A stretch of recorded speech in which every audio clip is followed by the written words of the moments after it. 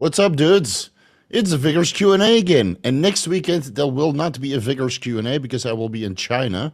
And I don't think a VPN will hold up for live stream. So get your questions in because the next opportunity to do that will be not June the 1st, but June the 8th.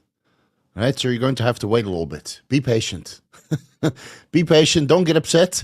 I will return. Friday I leave and I come back on Tuesday. So I'm not going to do the Vigorous Q&A on Thursday or Wednesday because I got a lot of preparations to do for the wedding of my best friend because I am the best man. So today I went shopping, got some new clothes. Only 1 week out because I'm big as fuck. As you can see from this shirt, it's getting tighter by the week. Well, thank God the Trenbolone is coming out. Look at my chest, it's popping. What is this? What is this? What is this shit? What the hell's that, dude? Anyway, the Trenbolone is coming out, so I might start to deflate after this. And I'm also sleepy as shit. That's why you see my ears are super red. I was out shopping with my wife all day, and then we went to dinner. We had an early Sunday cheat meal on Saturday. So I had a boatload of sushi, and my stomach is a little bit distended. So if I breathe a little bit heavy, it's from all of the carbohydrates. All right, let's do some housekeeping. Last week was a good week on views. We got the HRT Plus video. Feels like it ages ago, but it's only been a week ago. Thinning the skin, though, with Winstrol, Accutane, Preparation H, and White Fish. Get fuck all views. So it's linked down below. Do me a solid. If you haven't watched that video, go watch it so I can get the views. Right? You guys were begging me to watch a video on how to thin the skin after I made the video about how persistogenic 19-orthotestosterone derivatives thicken the skin, give you seal skin. And everybody was like, but bro, how do I thin the skin then? And I make a video and nobody watches it. It was 9 out of 10. That's like the lowest ranking of all of the other YouTube videos that come before it. So at least we got some success with the Trenbolone addiction video. That was a great video to record. Very easy content.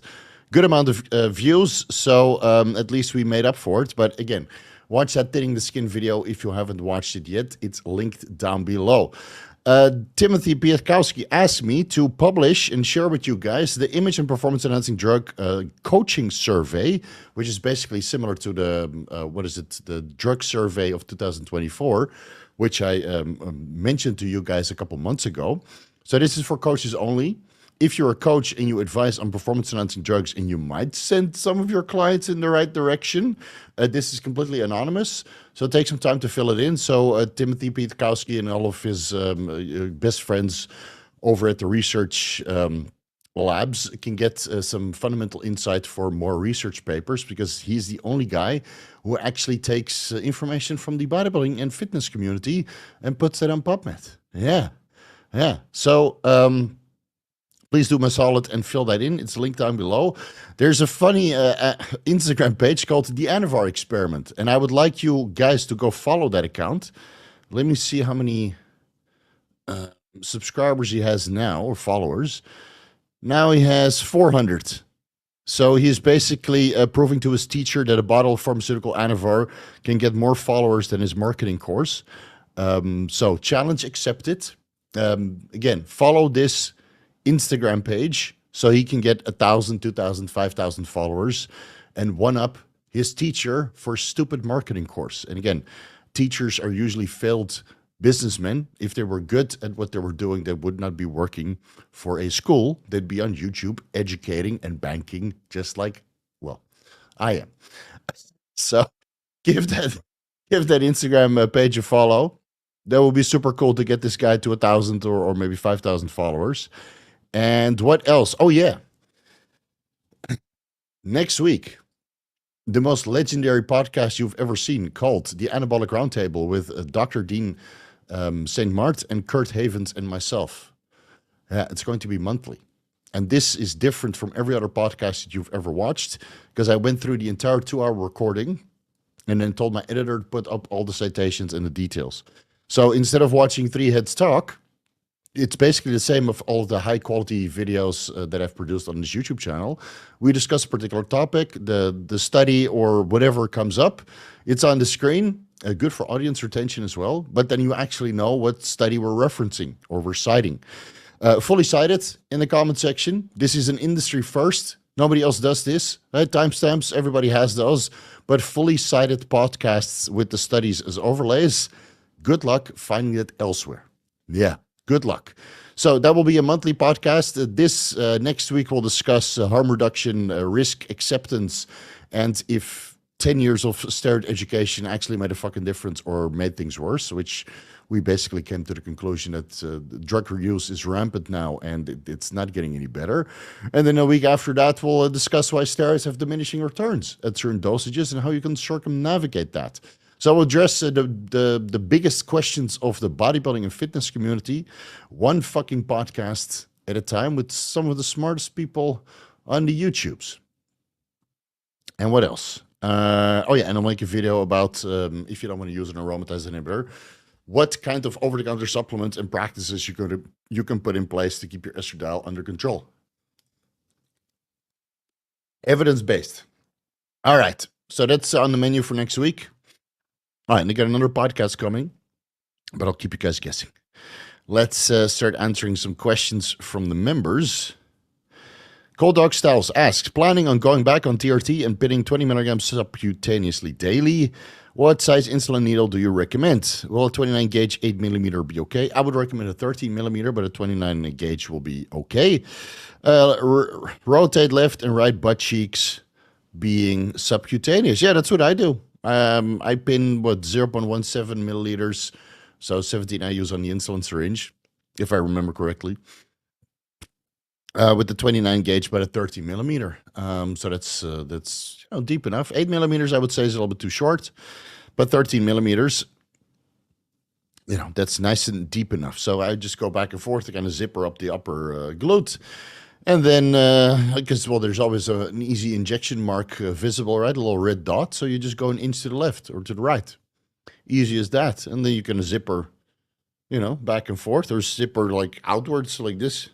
One here, and then a little bit further, a little bit further, a little bit further, a little bit further, a little bit further. And they almost end up at, the ventral glute. And then you start at the back again, depending on your flexibility. Downsize asks, you mentioned copper peptides for graying hair last week, 2 to 4 grams, you said. Now, there's a difference between GHK copper and oral copper supplementation. I don't think that GHK copper does much for graying hair unless you apply it topically. And in that case, it's probably better to use palmitate GHK, which actually permutates into the skin. Or you have to inject GHK copper into your scalp. Maybe that would work. Never talked to anybody who's done that. But 2 to 4 milligrams, maybe 6 milligrams, depending on how much you get from dietary sources. And I'm not entirely sure what the best oral bioavailable copper supplement is nowadays, so you'll have to do some additional research. But yeah, 2, 4, 6 milligrams orally daily, that seems to help a little bit with graying the hair, but it doesn't work for everybody. Do we have a deep dive on hair supplements? No. That would get no views. Graying hair and peptides are beneficial after a hair transplant. I have no idea, man. I'm not a hair expert, and I never portrayed to be. So you're going to have to get your information elsewhere, because I'll start talking out of my asshole, which is probably more hairy than some guys with hair loss. And the debauchery has started. Biscup asks, post-cutting, normal or high normal thyroid stimulating hormone and T4, low T3. Okay, so that could be a deiodinase enzyme activity, lack of selenium, perhaps high cortisol, probably a lot of cardio, lack of sleep. Can test reverse T3 here, but probably high. What do you think about a low dose Tyromel, 25 micrograms per day for a few weeks to get some energy? Well, you're post-cut, so you're already lean, and I think you can easily get out of this by improving your sleep quality, looking into phosphatidylserine, imodin, rhodiola rosea, and ashwagandha root extract to bring your cortisol levels down, and then supplementing with additional selenium and just slowly phasing out the cardio, and I think your thyroid will bounce back, man. It's just at the end of a cut, your markers are just going to be off because you've been, hammering the cardio, hammering the workout. You probably haven't taken some time off because you really wanted to work towards your goals. So maybe it's just time to take a little break and increase your food intake. And then if that doesn't improve over 2 to 3 weeks, okay, do your markers again and see if you need T3 Tyromel what, 12.5 micrograms per day, but probably not. I don't think you need it. Let's see. Dubstep Buster asks, hey, Steve, currently doing 300 tests. Bayer Nebido per week. So that's what, 1.2 milliliters. Plus 0.25 milligrams. And anastrozole Monday, Wednesday, Friday. Estrogen is perfect for mid-high of the normal range. Want to add 10 milligrams Anavar every day. Will it affect estrogen? And what should I do to my current anastrozole dose?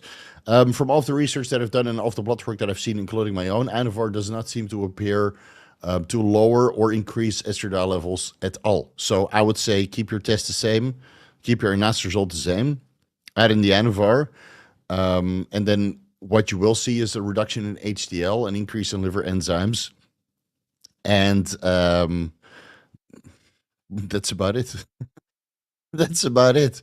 Oh, you'll train harder, so your CPK and LDH might also go up, but that's about it, man. This is true. Asks, hey Steve, I'm getting wrist and arm pain from low bar heavy squat. Any thoughts on how to mitigate that? Well, it's not a shoulder press. So if you're doing low bar, of course, you're very far behind, right?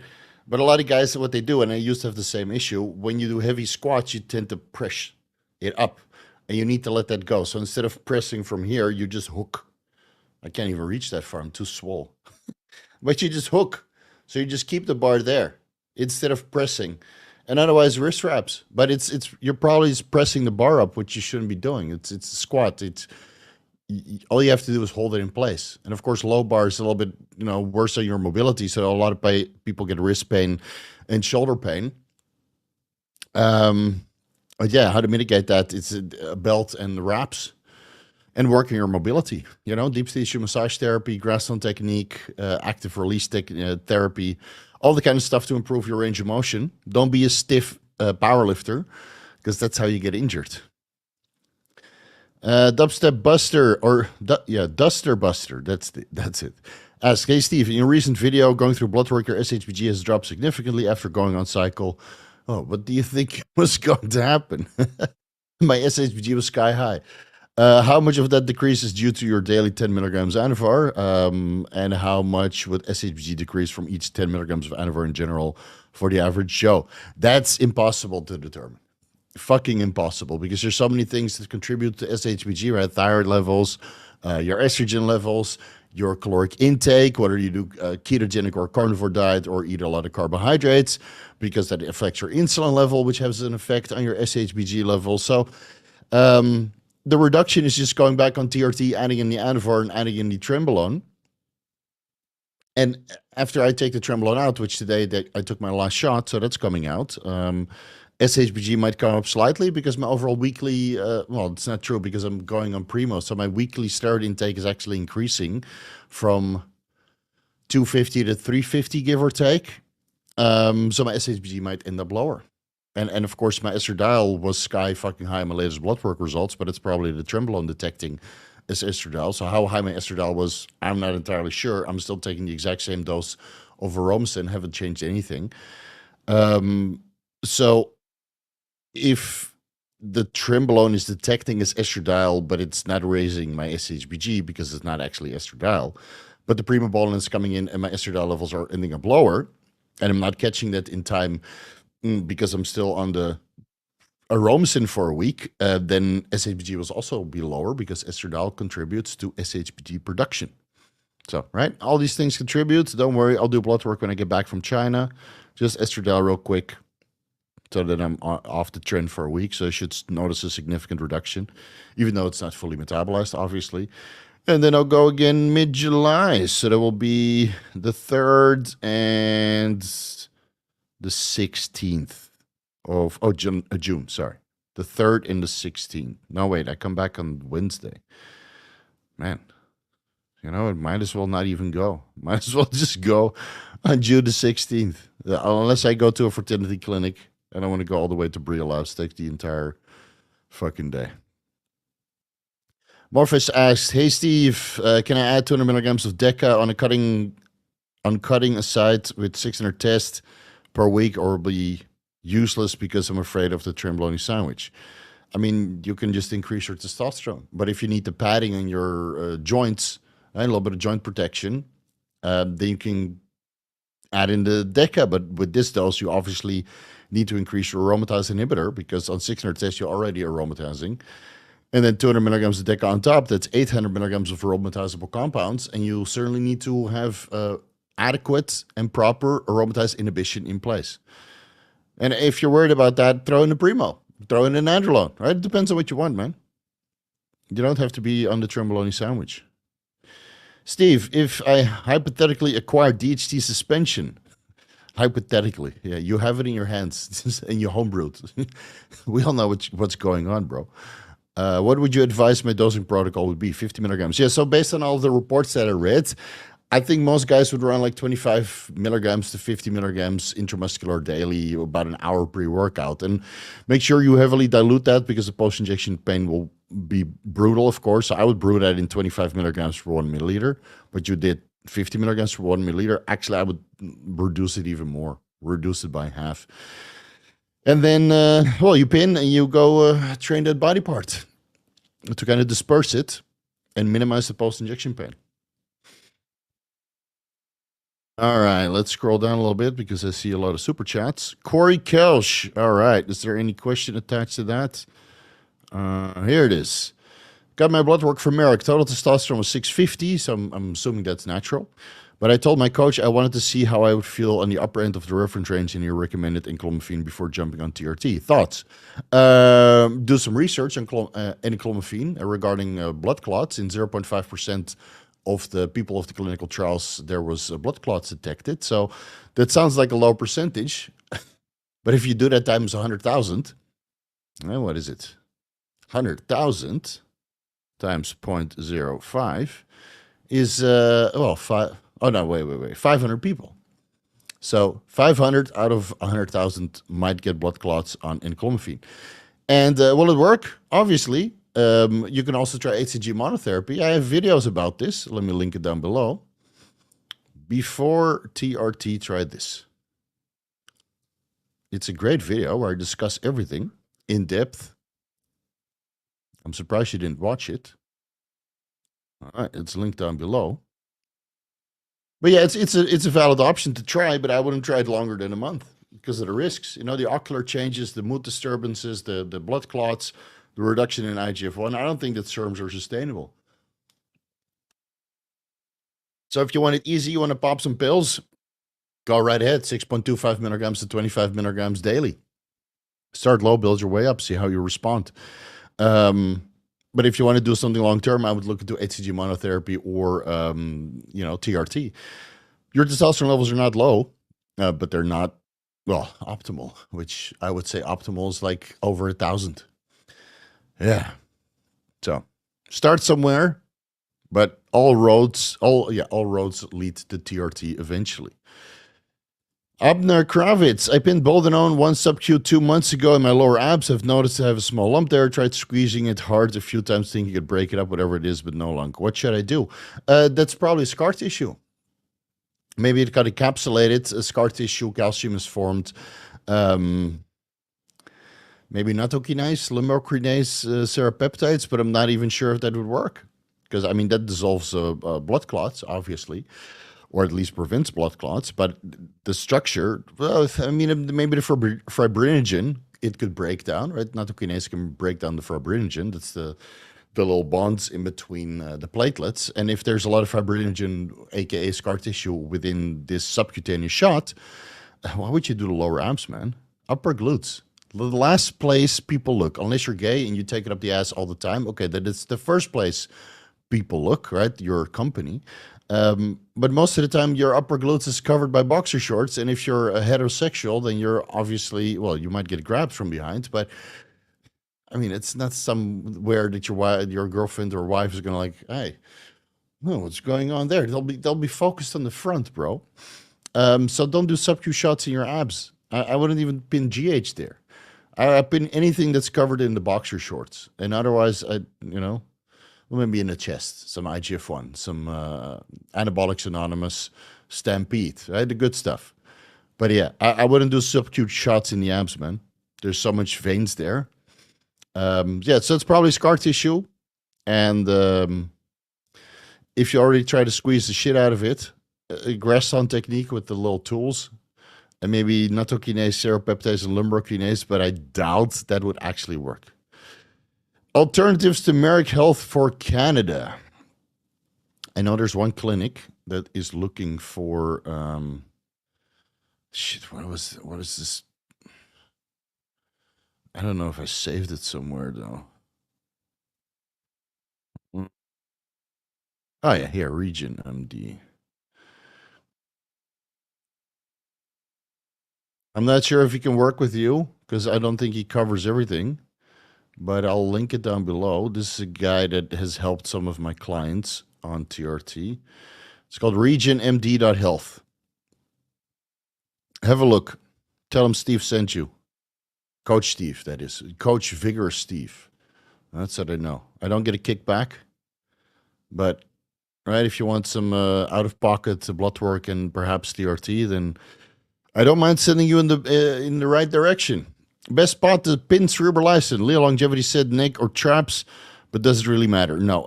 I think that was, what Leo said, that you have to pin it as close to the brain. I think that was nonsense. I told him at the time, so why are you recommending people to pin 5 to 10 milliliters into your traps when it just diffuses and goes systemic, you know? So I always did it in my quads or upper glutes, wherever I had space. 5 milliliters, 10 milliliter shots, and it went in like butter. So wherever is the most convenient for you. The Cerebrolysin injections are probably the most easy injections you can do. And whatever Brian Johnson was doing with that, what was it, 21 gauge or 23 gauge? Man.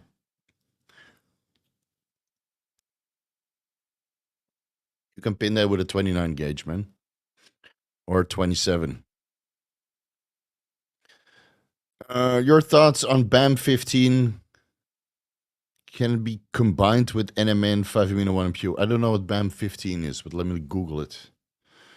BAM 15. Mitochondrial coupler BAM 15 reverses diet-induced. Looks promising. Let me bookmark that.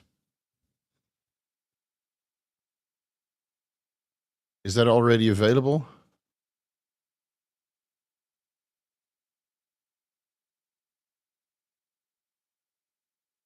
Is it available anywhere? Because otherwise it's pointless to research. I don't want to research and then not have the capacity to buy it, and then I forget about it, and then it's available, and then, right? So, Robert, send me a link on Instagram. I'll be waiting for you. I know we're a little bit behind.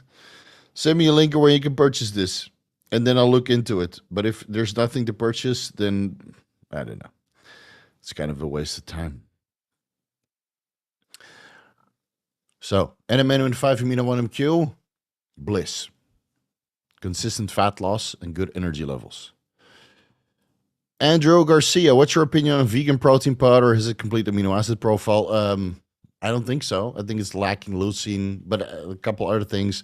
Honestly, I haven't looked into it a long time. I don't even take whey protein, man. I take collagen protein, which is not a full amino acid profile, but it is a complement on my full amino acid profile that I get from animal meat sources. So, and I get chicken, beef, salmon, eggs, and collagen protein powder every single day. And then over the weekend, I eat a little bit more freely. So today I had extra tuna and extra, I don't know, how much is also tuna?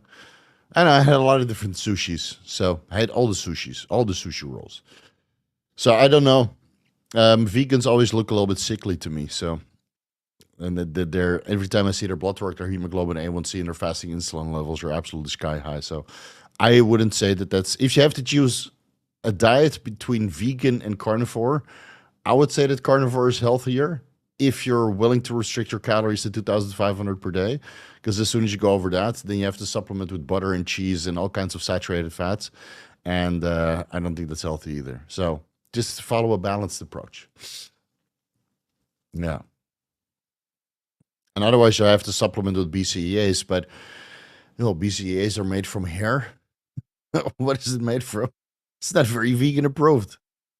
Marek blood work done, 35 years old, total testosterone was 651. I already answered this, buddy, but thanks for your super chat. Be patient. Sometimes I'm a little bit behind. I'm 10 minutes behind now. Coach, you're stopping Tren on time. The shirt will burst. Yeah, it's very tight now. It's I could barely get into it. You see, this is like before it was like collapsed, and now it's like what? Look at this chest, man. What the fuck, dude? What is this? What the hell's going on? See that? Just coming off the bone, bro. Imagine motorboating that. That's my wife. Does tendon strength stay after a VAR cycle? No, all gains eventually fall back down to baseline.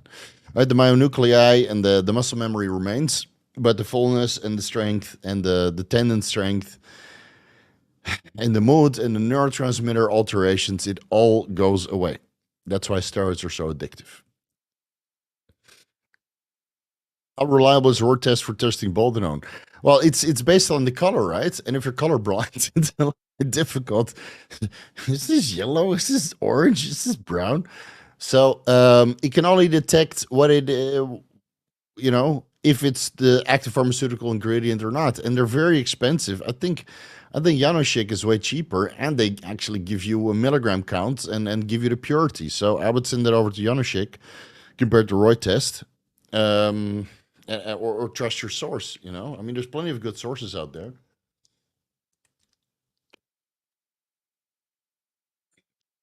I had good luck finding Deca and Anavar 4 different times previously. First time I tested boldenone, it was a negative for boldenone. Yeah, okay, so that could be. Maybe test something else or send it somewhere else. But I feel that those Roid tests are too expensive for what you're getting. I would rather send it in for a spectrum analysis. But then again, I just stick to pharmaceutical grade, so I don't need to do that shit anymore. Before when I was sourcing Anavar for female clients, I would send it in for testing. Just to make sure, you don't want to give a girl Anavar because pharmaceutical runs out and you have to go with an underground lab. Okay, send in whatever batch is available. And then if it comes back well, you buy 100 boxes of that batch and just make sure that everybody has access to that particular batch with that particular purity of the active pharmaceutical ingredient as labeled. And sometimes it comes back as negative, but with Roid tests, all you have to go with is the colors, and it might be slightly off. And I don't know if it's reacting with the oils or the preservatives or the benzoate, or something that's within the tablets. And so I don't think that those are accurate enough for what you're after. Big House, as a former coach, what is your opinion on client doing exercises they don't feel, they don't like, feel well just because coach said so? I mean, you have to work with the client, right? So if they have goals, obviously, and if those goals require them to do heavy squats, and they're not willing to do heavy squats, and there's no alternatives for them, and that's the only solution, then well, they're not going to reach their goals. It's that simple, right? I don't like T-bars, but you have no back. You need to do T-bars and underhand rows with the easy bar, right? And then you can do those funky where they're all sitting like this and pulling. You see that on Instagram. The guys that already have big backs are just trying to sculpt, and now all these kids are trying to do these crazy ass rows like this, and there's zero intensity there. I just see them going through the motions, super strict. And then you walk past them, I do a lat spread, and then I tell them, said, you know how I got this lat spread? Easy bar underhead rows with 3 plates aside. Now fuck off and go do something heavy. Anyway, before we go on a trend tangent again, you have to work with the client. If they get any biofeedback that it hurts, don't do it. Why do I get pain doing easy bar skull crushers? Oh, then don't do it. Do something else. Do Tate press or overhead dumbbell extensions or some sort of machines, right? You got to go work with your client. But if they have particular goals and heavy lifting and doing sets to absolute failure and time under tension and it fucking sucks and they're not willing to do that, well, then good luck. They're not going to get their goals. There's only so much you can accomplish with drugs, and the rest is all heavy training. Nefarious No, what is the number one thing you think is lacking in the fitness industry? Intelligence. Intelligence. But then again, everybody has access to it, right? You can't say that humanity is very intelligent. So Everybody from every walk of life with a little bit of money to their name can join the fitness industry. But it also means that a lot of dickheads are going to join. And you can see that all the reaction channels and all the verbal, I don't know, what is it, the verbal diarrhea channels are getting a boatload of views is because the audience is not very intelligent. You know, if you make intelligent content, besides Huberman and Atia, which I think is excellent intelligent content, um, and it's aimed towards fitness and well-being and a lifestyle and health and that kind of stuff, there are not so many channels that really grow big because the audience is just not up for it. It's too complicated. And that's why we see so many problems in the fitness scene. We see mental problems, we see relationship problems, we see financial problems, we see addiction problems, we see health problems, we see body parts getting torn. We see problems all over the time, all the time. All of those problems can easily be resolved if you just use your brain, but not everybody has a brain. So I think the brain in the fitness industry is lacking. There's only a handful of people who actually push the fitness industry forward. And everybody else is just following. That's why it's called, right? You have influencers and followers, but most of the influencers are not really influencers.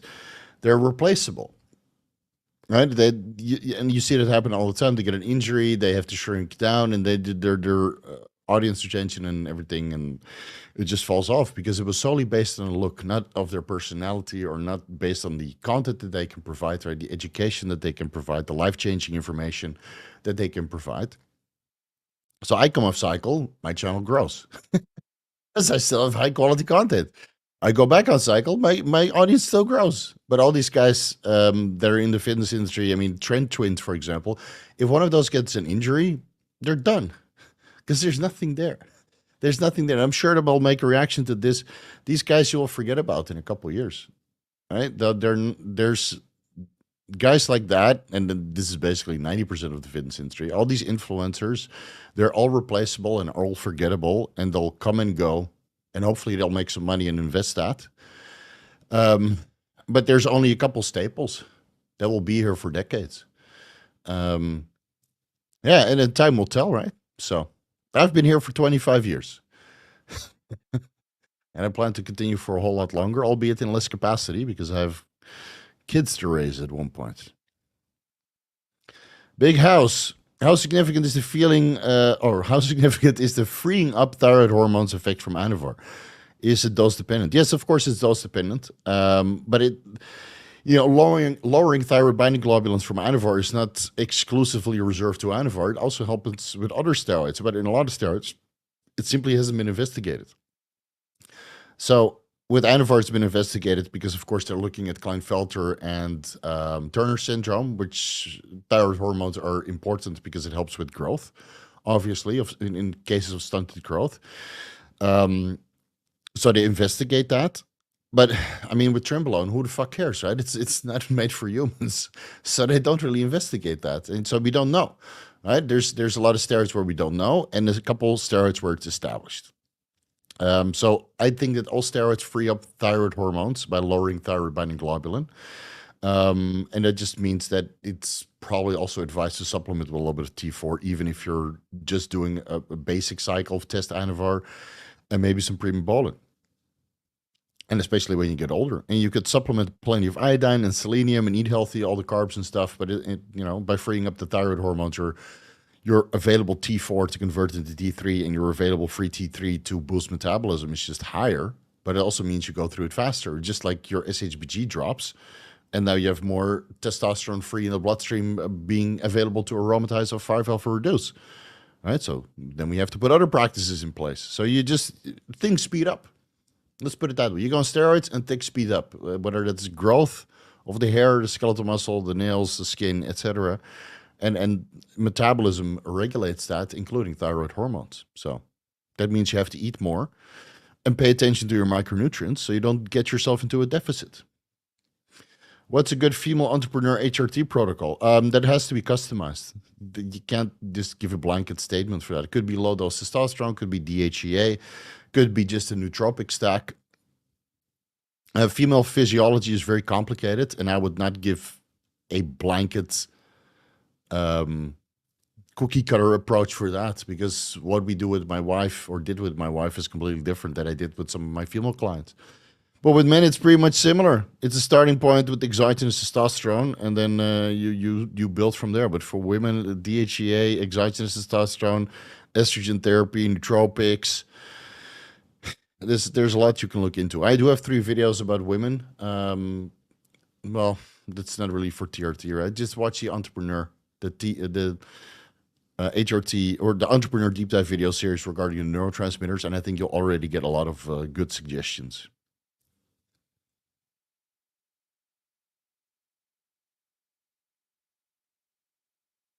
Andrew Garcia asked you about your opinion on vegan protein when it has a complete amino acid profile. When? When what? All right, what did he ask? Did I misread? What's your opinion on vegan protein when it has a complete amino acid profile? Oh, when it has. Well, in that case, it's fine. Bad. My bad. They put in the necessary amino acids. All right, well, go for it. Might still make you bloated, though.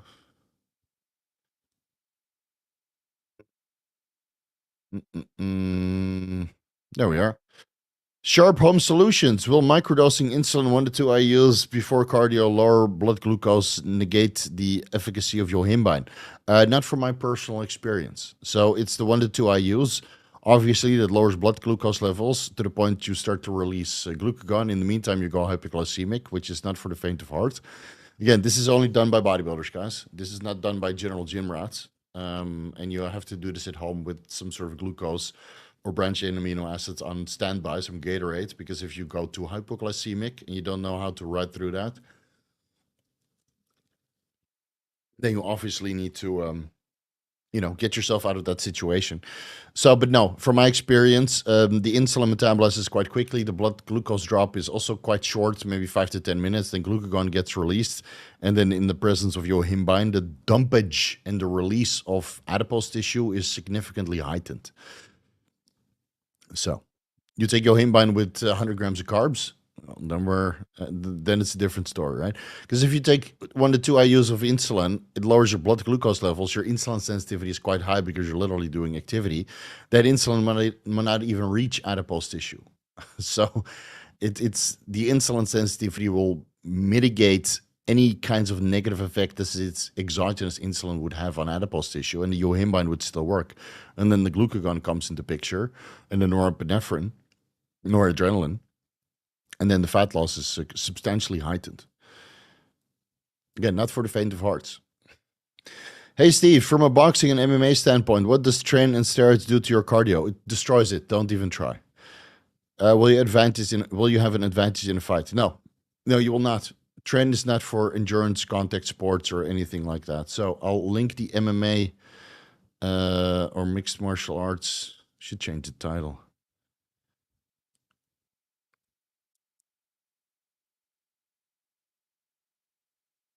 So I can find it easier. Where is it? Give that video a watch. I discuss everything about how to have the best stamina for contact sports.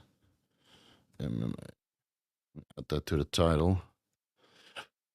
The Ultimate Mixed Martial Arts MMA Drug Stack. Conor McTrenner approved. Give that a watch. But Trenbolone is not part of that. Dude, I'm running 25 milligrams a week, and even my stamina has gone down. So, and you don't need stamina for bodybuilding. I mean, 15 rep sets. Whoop-de-doo. It's not a 3 to 5 minute round trying to beat somebody to a pulp. So that's something entirely different. HCG 300 IUs every other day. Blood scan back from Marek. Testosterone 653 went down. Estradiol went down. IGF-1 went down. DHEA went down. Bad responder. Varicocele. LH went up.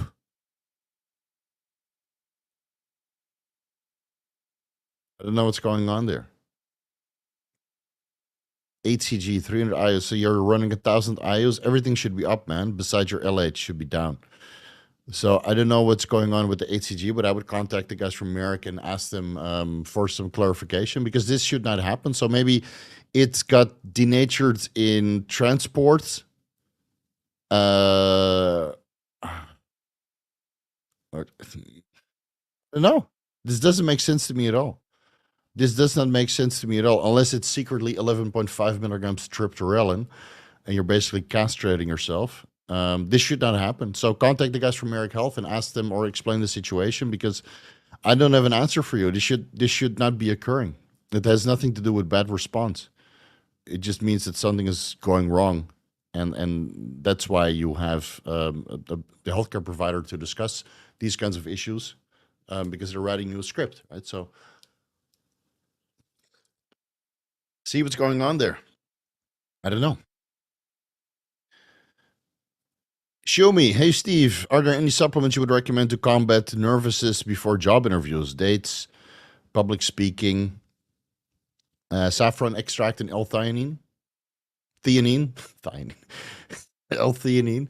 Maybe, 25 milligrams saffron extract and 200 milligrams L-theanine? I wouldn't take GABA, it makes you too sedated. I wouldn't take melatonin, makes you too sedated. And I wouldn't take Valium or benzodiazepines in general or anything of the sorts because it just makes you too sedated. And the problem is, once you start doing that, well, you basically, kind of get addicted because then you always have to take it before job interviews and dates and public speaking. So maybe pick a melon. I don't know, 5 to 10 milligrams. It's a nootropic. It's also quite sedating, but helps with verbal fluency, makes you a little bit more cognitively aware. I would do that. But exposure therapy is the best thing, man. Just do more job interviews, do more dates, do more public speaking. At one point, it will come so natural that it doesn't phase you anymore. I mean, I used to be terrible at job interviews. Dates was always easy to me, and because I didn't give a shit. Dates was easy for me, but job interviews I hate it because it's about making money, right? Public speaking, I don't know, you get ridiculed. Dates, I don't know. Talking to women always came easy to me, so that was never an issue to me.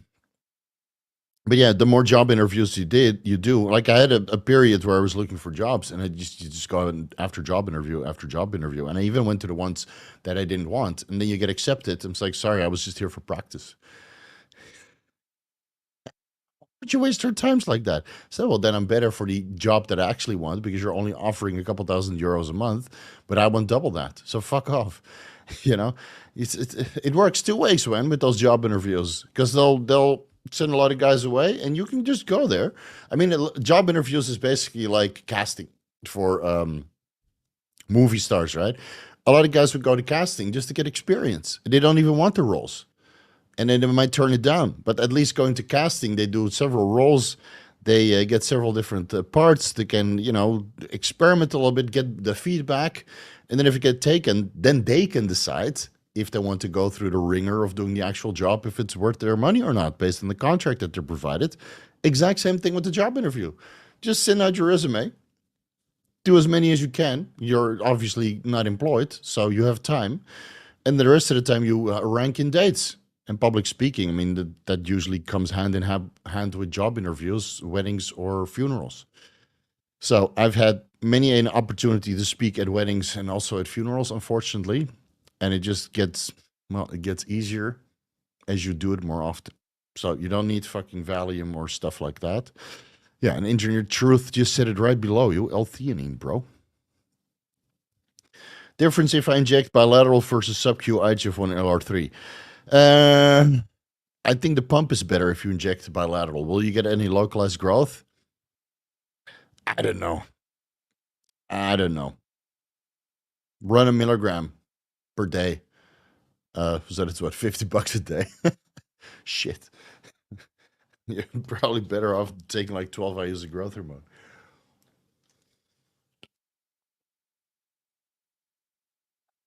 Yeah. So I did it bilaterally, man. I did it all in my chest. I ran out now, but I mean, again, look at the shit. Look at it. Ooh, coming off the bone, bro. Thick. Trend just makes you want to pose. I'm enjoying it while it lasts. Should your training approach be different when bulking and cutting? Change the volume, intensity. No, you should reduce. You should maintain the strength. And if the strength in the rep range and the time under tension. So the intensity should be there. And it might mean that you have to reduce the volume or the times that you go to the gym, but the frequency is still the same. So if you train 5 days a week before, you might have to add in weaker or stronger body parts with weaker body parts and train those first, right? I mean, it's so nuanced, depends on how you look. I would just always train hard, but at one point you don't have so much energy while you're cutting, and then you just shave off the exercises which don't really contribute much. But you still go hard on the exercises that really matter. So instead of doing 5 exercises, 2 sets each, you do 4 exercises, 2 sets each. And that is less recoverable volume, but you should still be able to recover plenty because, well, you're eating less. So you have to do less volume to have the same amount of recovery. And all these little things, slowly but surely, you have to adapt. Steve, how would you control LDL if ezetimibe isn't available? Okay. If ezetimibe isn't available, you have red yeast rice. You can buy that over the counter. I'll link that down below. Where is my iHerb link? Affiliates. Whatever. iHerb. So iHerb, not Hyper Wallet. Come on, dude.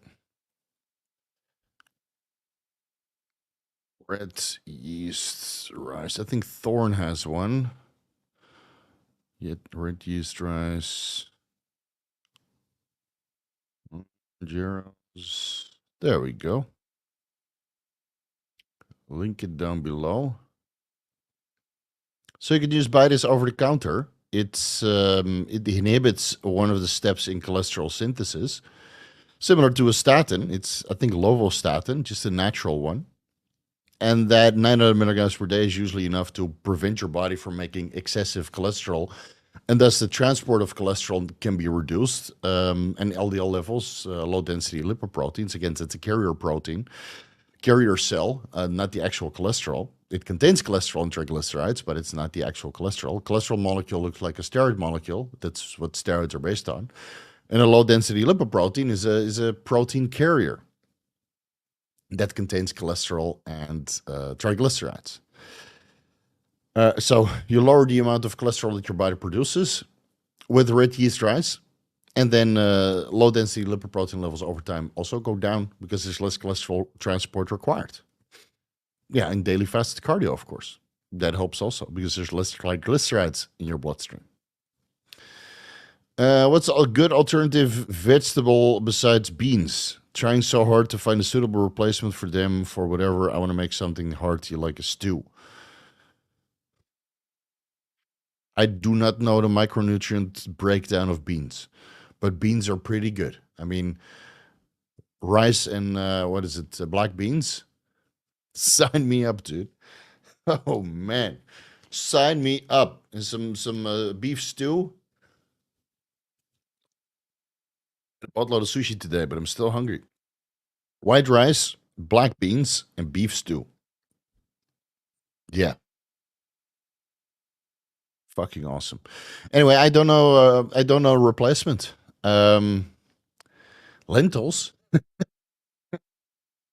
You can look into lentils. They're not beans, but they look similar. Peanuts. This is a legume, right?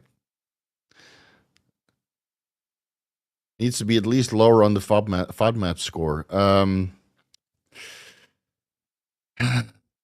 Chickpeas. I mean, the only time I eat chickpeas is when I have hummus at the Beirut Lebanese restaurant, but I don't. Well, it's not true, but it's really from the garlic that they use in the garlic naan. Yeah, but if I had hummus a couple times just solo, right? Just solo hummus with a little bit of bread as an appetizer, and then just during a lunch meeting or something, don't really want to eat, but you're there anyway, so I might as well go for the hummus. And that I remember is not very bad for the FODMAP. Let me see if chickpeas is on the FODMAP. Chickpeas FODMAP. Oh, chickpeas are generally high FODMAP food. Well, forget what I said. Disregard that. I don't know what I'm talking about. Weather. What's the forecast, buddy? For a first-time user of Tren during a cut. Now everybody wants to know about Tren, right? Shit. Should have never talked about it. For the last 12 weeks, what's a good first-time dose? 25 milligrams a week, bro. Watch the Trenbolone deep dive. I'll link it down below. Find that timestamp where I discuss glucocorticoid receptor inhibition and the lowest effective dose regarding the dissociation between androgenic effects and anabolic effects. And then go by your body weight. So for me, it was 25 milligrams per week. 20 milligrams daily is 140 milligrams per week. That's not a beginner dose, buddy. I would start with 25, maybe 15, and see what happens. You can always increase every week because the effects will become noticeable every week. And if you have 12 weeks, you can do 25 milligrams, 50, 75, 100, 125, 150, and then you still have 6 weeks left on 150. But if you start with 140 per week and you get terrible effects, what are you going to do? You're going to suffer through it. Like all the other Tren abusers. I don't have any side effects, bro. Meanwhile, they're irritable, sweating profusely, and can't breathe. I'm mastering all these side effects. Fetal cash flow, taking 12.5, 25 milligrams Anavar from Empower compounding pharmacies, 30 minutes pre-workout, and don't feel it. Is it still considered pharma grade, or was I just expecting too much? I think Empower has been pretty important with our compounding stuff. So maybe you're not sure what you're supposed to feel. I feel it, but I'm also on top of my electrolytes. So maybe switch brands, do the exact same dose, see if you feel that. If you don't feel that one and you know that the brand is legit, maybe it's you. I mean, not everybody feels something. I feel it, but I'm very experienced with my body. So I don't know, maybe source somewhere else and compare. But from everything that I've heard, Empower is pretty on point.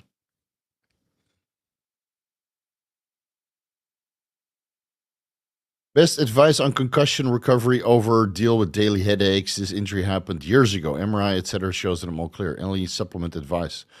Daily headaches. It could be blood pressure, right?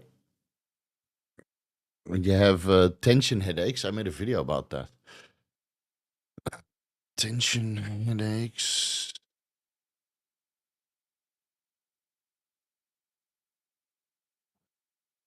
What was the title of the video? Here, the cure for steroid headaches.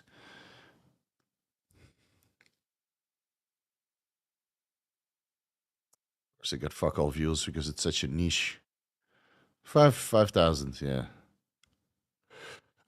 Give that video a watch. It's linked down below.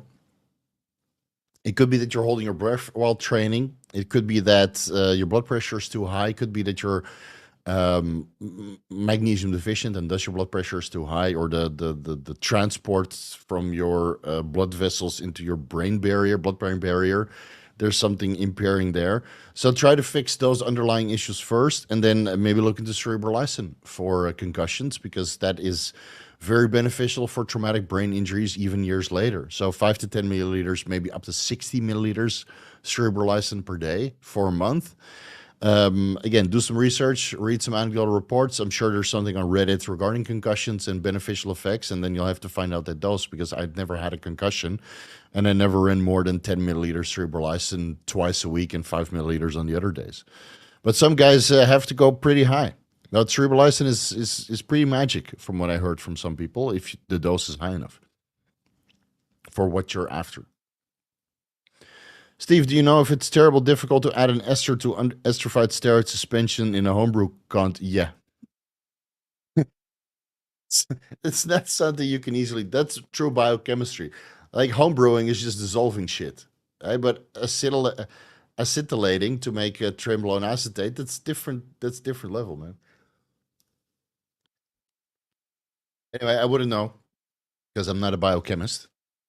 But we do discuss the 8 steps of the conversion of estradiol into Trenbolone in the, what is it called? The Anabolic Roundtable podcast, which will be dropping next week.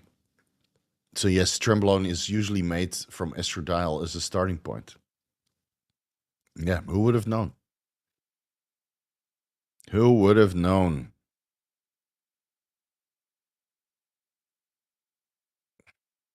Elocosanols might also work. I'm not sure who you're replying to. I don't know what that is.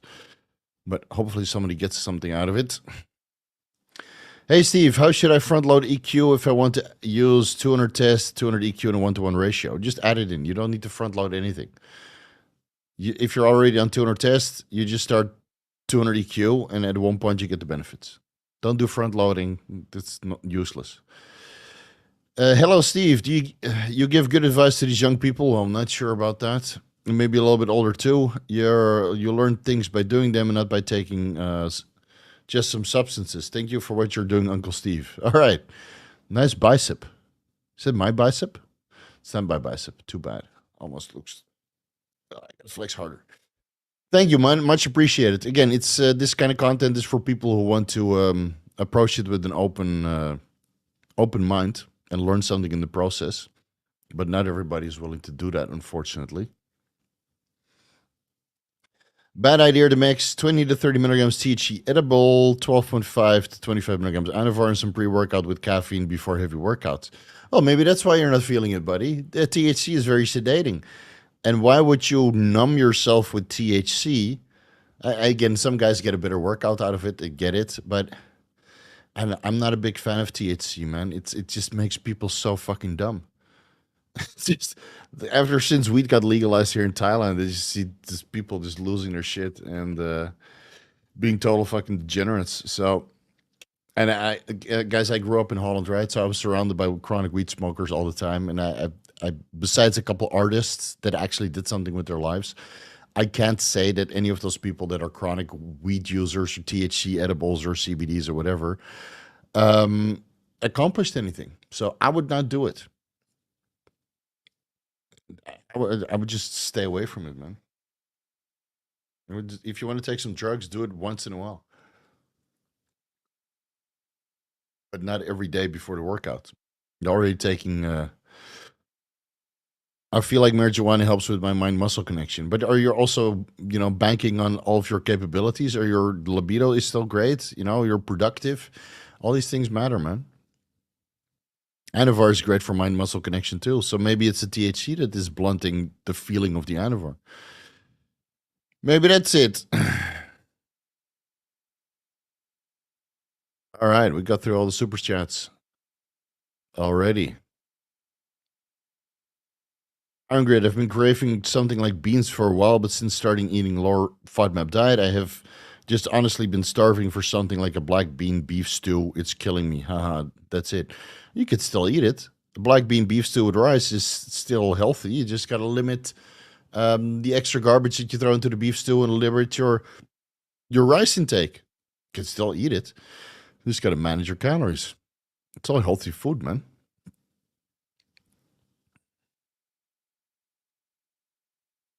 Don't forget citrus bergamot for lipids. That's what my doctor recommended. Yeah, but if you're already on ezetimibe, then citrus bergamot was probably already trialed before that time. So that's why I recommended red yeast rice.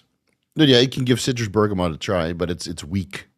It's very weak compared to ezetimibe and red yeast rice. So if ezetimibe is not working, then citrus bergamot is also not working. And then the next step would be red yeast rice. Yeah.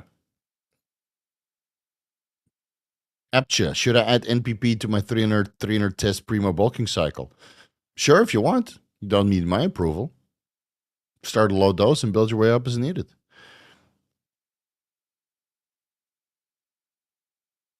Thanks for your advice. Radius rise only 600 milligrams per day, lowered my LDL from 109 to 91. Okay, so you're already doing something right. That's at least within the reference range. Let's see if there's something new.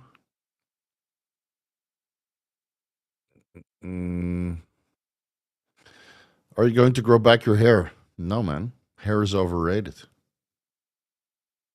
Can't send a super chat. You might be putting some words in the super chat that are picked up by the spam filter. So just keep trying in the regular chat, and when it goes through, then you can put it in the super chat. Big Paul does low FOD. I do low FODMAP also. Besides when I go out to dinner over the weekend, and then I just eat what I want and suffer the consequences. But most of the week it's all low FODMAP, man. Instead of regular vegetables, I have salad vegetables, kale, and that kind of stuff. All low FODMAP. And of course, I eat a ketogenic diet, so most of the food on a ketogenic diet is quite a low FODMAP. But I removed all the spices with garlic and onion. I use low FODMAP spices. Most of the time, it's just pepper and salt, and maybe a little bit of ketchup, which also has garlic.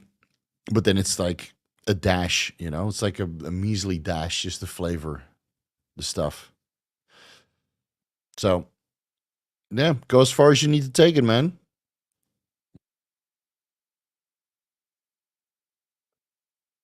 You mentioned HCG monotherapy over Enclomiphene, and I did mention that to my coach, but he didn't. But he didn't recommend for whatever reason. Well, I don't know. Talk it out with your coach. I don't know who your coach is and what else you're discussing, but there's multiple ways to skin the cat. My suggestion is HCG monotherapy. But if your coach has a different idea, then you can choose who you listen to. Do you want to listen to the free advice or the paid advice from the coach?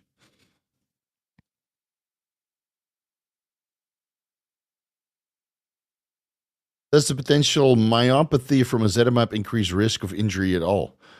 I never heard anybody get myopathy from ezetimibe. From statins, yeah. But from ezetimibe, never heard of that. I know plenty of guys that run ezetimibe, keep their cholesterol levels in range, and they train balls to the wall, including myself. So, but of course, that's all anecdotal. Is there anything in the clinical trials about ezetimibe and myopathy?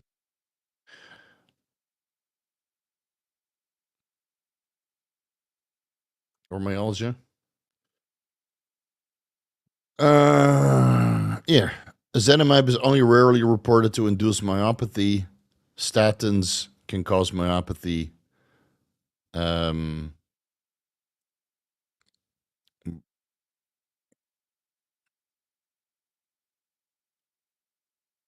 don't think it's the case, man.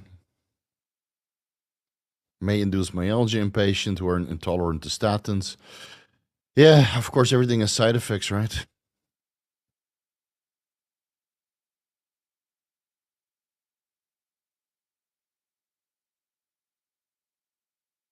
Steve, you convinced me. I'm trying Trembolone sandwich, 100 milligrams a week with testosterone, of course. Wish me luck.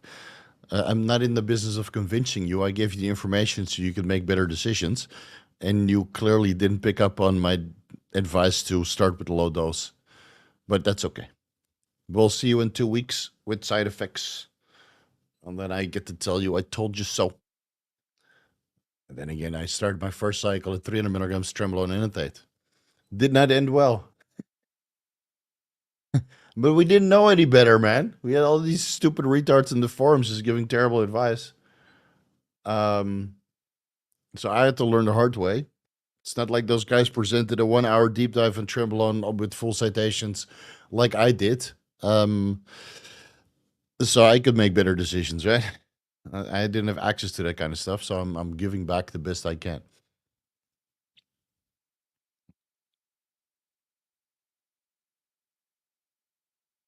What about niacin for long LDL? It doesn't do anything, and the flushing is a constant nuisance. So it's yeah.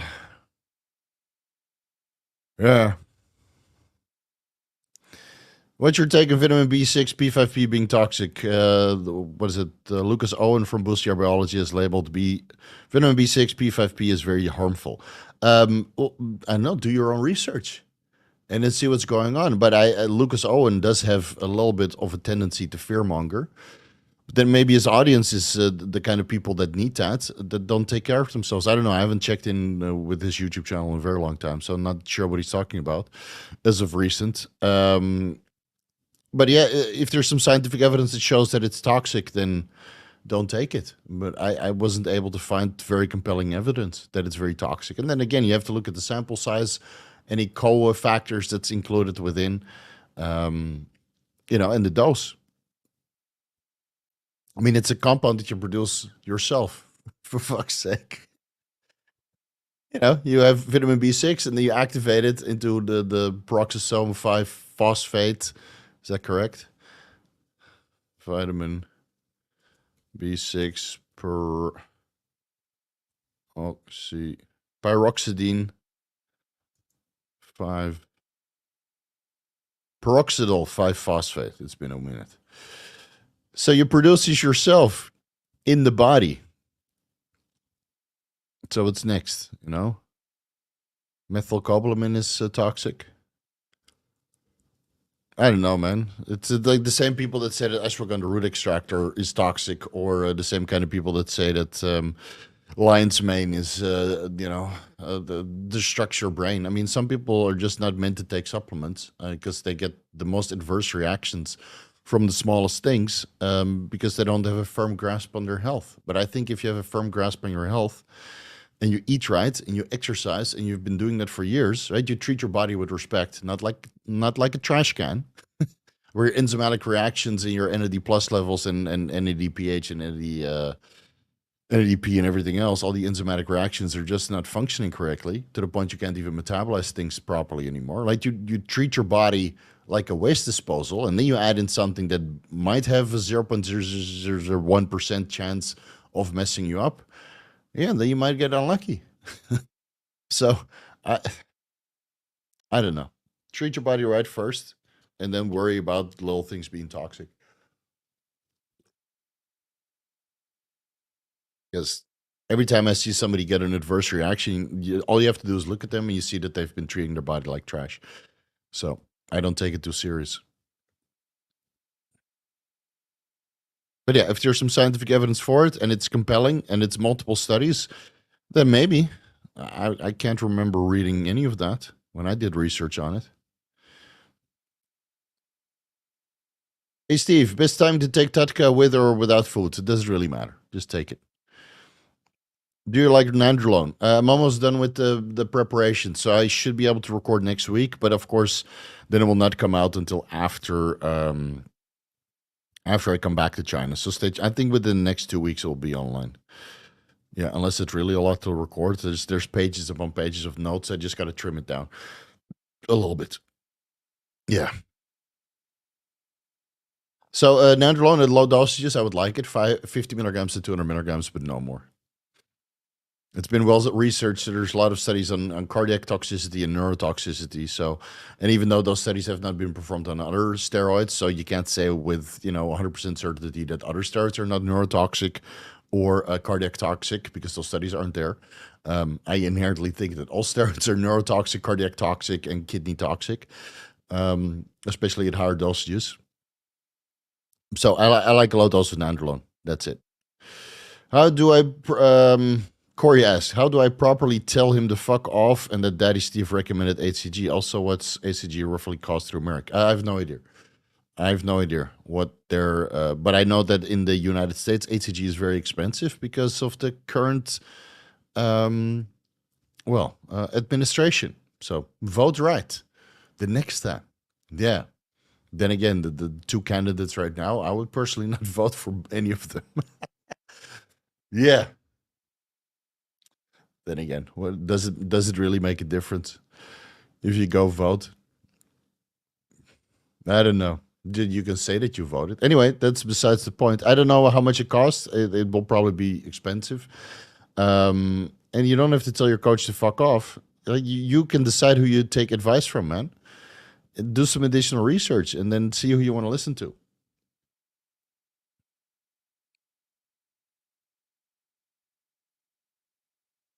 See. Woo wait. Hey Steve, I was on 300 milligrams testosterone, 300 primo weekly for 2 months, doing great. Now just added in 4 IUs growth hormone and my bunion hurts and my foot is swollen. Need help. Okay, so 4 IUs growth hormone right off the start, you're probably holding a lot of water, and that means that your foot is holding a lot more water, and maybe the bunion is now pressing against the sides of your shoes. Just speculating here.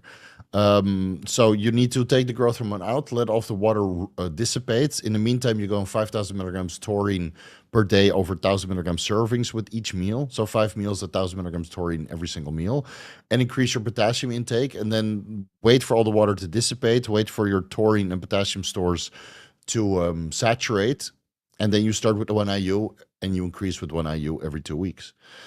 So that should help with the water retention. And if there's still terrible water retention at 2 IUs, then you need to switch brands, because not all brands are created equally, baby.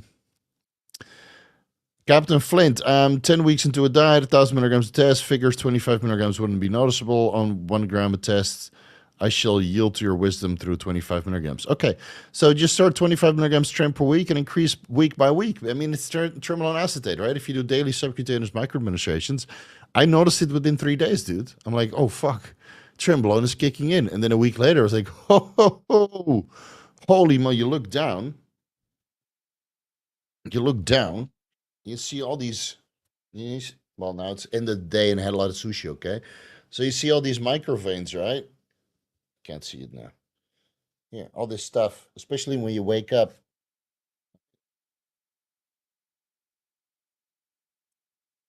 So you wake up one day on Tren, and then everything is kind of, well, never mind. You know what I mean. Everything is kind of pumped, especially when you wake up, you're so veiny. And then you're like, holy shit, it's kicking in. And that's only day 3. And then by day 7, you're like, oh, well, 2 warm-ups, and then I go straight to my working set. So just start with 25 milligrams, and you can always increase, man. You can always increase, but don't go to a gram and then come complaining like you get all the side effects, because getting off a gram, even if you stop all the injections, you're a couple weeks ahead. So people get too excited, and then they suffer the consequences. Logan, I have cervical instability, loose ligaments in the upper neck. Anything I could help with the healing process? You guys have to understand that I'm not a doctor. And this I don't know. I don't know, dude. I know performance enhancing drugs and how to stay healthy. I don't know anything about these kinds of injuries. So you guys really need to understand that I can't play online doctor for you. I mean, why would you ask some random guy in the internet for this kinds of advice? Anything I can do to help with the process. You have loose ligaments. Go ask somebody who's specialized in neck health. I don't know. I can't help you, man. I would advise you to find a specialist. I am not a specialist in this field, so I cannot help you. Both candidates, let's not turn it into a political debate, because otherwise all the MAGA fans will come out. All right, see, it's already going. Oh, no.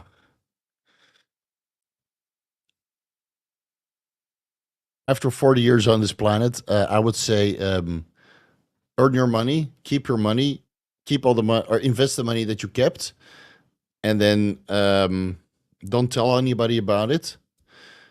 Profit. And then it doesn't fucking matter who's president, man. It doesn't matter who's in power, because you have enough power to make your life very comfortable. So you just don't buy bullshit. That's what most people do. They waste their money on bullshit. HCG is $300 for Marek. Ooh. Damn. Well, I don't know what to say about that. That's pretty pricey. I hope you have insurance. Does taurine act as a diuretic? What is the mechanism behind? So taurine helps with the osmotic water balance between the intercellular and extracellular space. So if you have a lot of water in the extracellular space, so that's water outside of the cells, right, in the subcutaneous layer, then obviously the cells, the water is so severe that it's non-functional mass.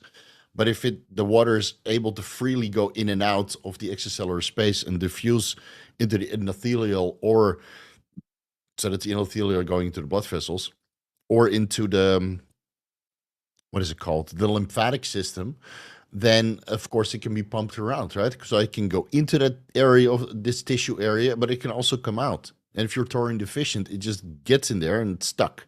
Doesn't go into the cell, doesn't go into the bloodstream, doesn't go into the lymphatic system. And potassium helps with that also. So that is basically the mechanism boiled down into layman's terms. Hi, Steve. Is 5 milligrams of trembolone acetate during cutting? Well, now we're going to wait a little bit too low.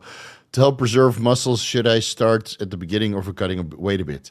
So 5 milligrams will probably be too little unless you're doing that every day. That's 35 milligrams per week. And again, I'm cutting, but I'm not stepping on stage. You know, I just wanted to optimize things. So I felt based on the own research that I did, based on the androgenic to anabolic dissociation, where the anabolic effects is 9 times greater than the androgenic effects, looking at the levator ani and the ventral prostate, which is, of course, is highly dubious, and then extrapolating that animal data or discounting for the esters and then the differences between testosterone propionate as a reference standard, discounting for the esters and then calculating to a human equivalent dose would be 25 milligrams of trembolone acetate per week for 100 kilo body growth. 100 kilo, 100 kilo bodybuilder. Jesus fucking Christ. And where did I end up? At 100 kilos. Lean. And I'm just getting leaner and leaner and leaner. But anyway, I'm happy to get off the Tren because the bronchoconstriction and the irritation is already too noticeable. So yes, trembolone acetate will help you preserve muscle tissue, but I would advise you to watch the trembolone deep dive, where I break down which dosage ranges have glucocorticoid receptor inhibition for particular body weights, again, based on animal studies, highly dubiously extrapolated, and then start there. So I think that the glucocorticoid receptor inhibition for 100 kilos was, I think, also 25 milligrams. So that's why I started with that. You get glucocorticoid receptor inhibition and anabolic to androgenic dissociation at the highest capacity for a 100 kilo bodybuilder. And I think I got great results and minimal side effects, but I still got side effects. When are you going to have Victoria Felker on? Yeah, I should contact her. Victoria Felker is great. Let me sit through a couple more podcasts and then I'll give her a call. Victoria is a goat. I would be honored to have her on. But then everybody go watch that podcast with your girlfriend, okay? Because it will be female-centric for sure. Any thoughts on a New York pro, Nick or Martin? Oh, I had Nick winning, hands down. It was close, though. Martin was looked great conditioning, very good physique, very good flow from the back. It's night and day, obviously. Nick is way more detailed and harder and denser and fuller and bigger, obviously. But once Martin works on his back double bicep, you got to keep in mind Nick's been a pro for a couple of years, and Martin is only on the second season, right? He took a whole year off, improved tremendously. So imagine with another year off. Especially if he just focuses on his back and lets his quads go, dormant for a while. If he just puts all that food in, and steroids into the back while he's training and takes it easy on the quads, those are already great. Maybe a little bit more separation, but the shape and the fullness and the roundness and the density is already there. I think he can be on top with, I mean, he has a little bit of a White Phil Heath physique, and if he can mature into that, then he'll match very well with Derek Lunsford and very well with Hadi Choopan because they're all a little bit short, wide, thick, and can all pull a vacuum. I mean, that lineup would be killer if Martin has another year to make improvements. And I think Hadi already showed that he had great improvements. And of course, Derek Lunsford is making great improvements right under the guidance of Hani Rambat. So he doesn't really miss, especially not on Saturday. And if Martin can just make improvements, I think he would fit very well in that lineup. But of course, Nick is also making improvements. So it will still be a killer lineup. But yeah, the New York Pro, I had Nick clearly winning. I don't think he went all in. I think he went in good enough and then is saving it for the Olympia. I mean, you got to remember that Matt is very strategic when it comes to peaking and stuff. And he understands that peaking twice per year, especially now that it's very close. But it's 4 months away, the Olympia? 4.5 months. So if Nick were to do the Arnold, he'd probably peak him harder, like he did a couple of years ago, where he peaked Nick perfectly. He was a little bit more streamlined, and it might cost him a place, but he looked very, very good. And then, of course, peaked him for the Olympia, where he looked, or is that the one he sat out? Now I can't remember. Anyway, I have a feeling that Nick did not go 100% for the New York Pro, but that he will be 100%, like all in to the max for the Mr. Olympia. So I'm looking forward to see Nick greatly improved. And Martin is already, I think he's an off season away from improving his back. So he will just be less improved by the time he hits the Olympia. Unless he really starts feeding himself the next 4 months, but staying lean at the same time. And then there's a hard cut down. You can't really put on that much tissue in 4 to 5 months, if you're well, unless you make a dose of drugs, obviously. But he would need a good solid off season. Bull year, yay or nay? Yeah, man. Yeah, man. Where are we now? It's kind of boring, right? Sideways movement, small trades, 96,000.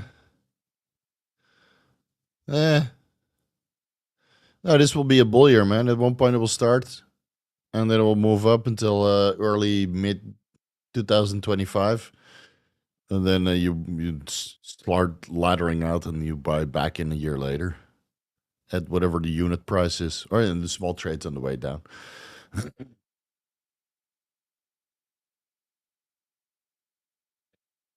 Steve, please make fitness great again.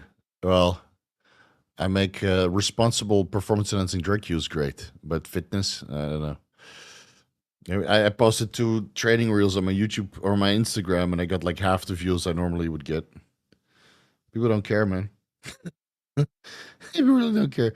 Oh, you go to the gym, that's nice. Don't even do the pity like, Normally you would do like, oh, that's great, and you do the like just to show your support. But I didn't even get pity likes. So normally I get like 20 to 30,000 views on a steroid reel, and trading is like, I don't know, 15 to 20. C'est la vie. What supplement can I take before a football game for fat loss? Since it's basically a 90-minute cardio session, I want to take advantage. No stimulants, because you'll lower your performance. And since football players have a tendency to die on the football field from heart attacks, that's been going on for years now, I would not do any kinds of stimulant. I would do injectable carnitine. That's it. That's it, man. That's it. Maybe 5-amino-1-MQ to have continuous fat loss. Injectable carnitine, 5-amino-1-MQ. No clen, no ephedra or ephedrine, no yohimbine, no ribulsine, no, I don't know, phentermine, no sibutramine. None of the sorts. Injectable L-carnitine, 500 milligrams SubQ, about an hour before or 30 minutes before, whatever you prefer, and 5-amino-1-MQ a couple times over the day. That's it.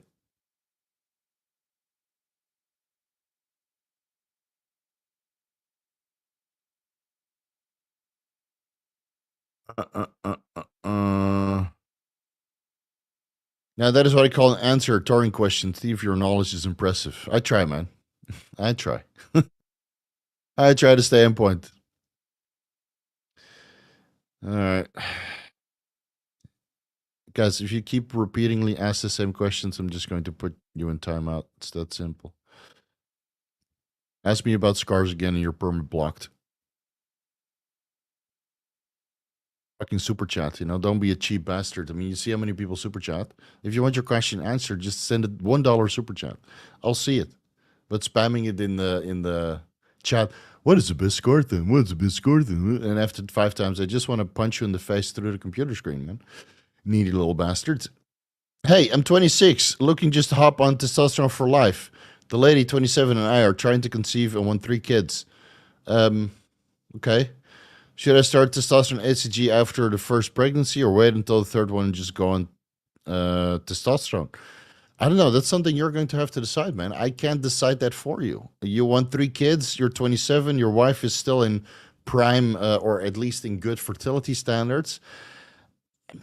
Run it past your wife and discuss, because I went on TRT at 26. And then we waited to have kids at 40, and we couldn't conceive naturally. So now we're going through the IVF process, right? My fertility parameters came back great. But for my wife, she's 40, so it's a little bit more difficult. Now we got 2 healthy embryos, and we're going for 2 more.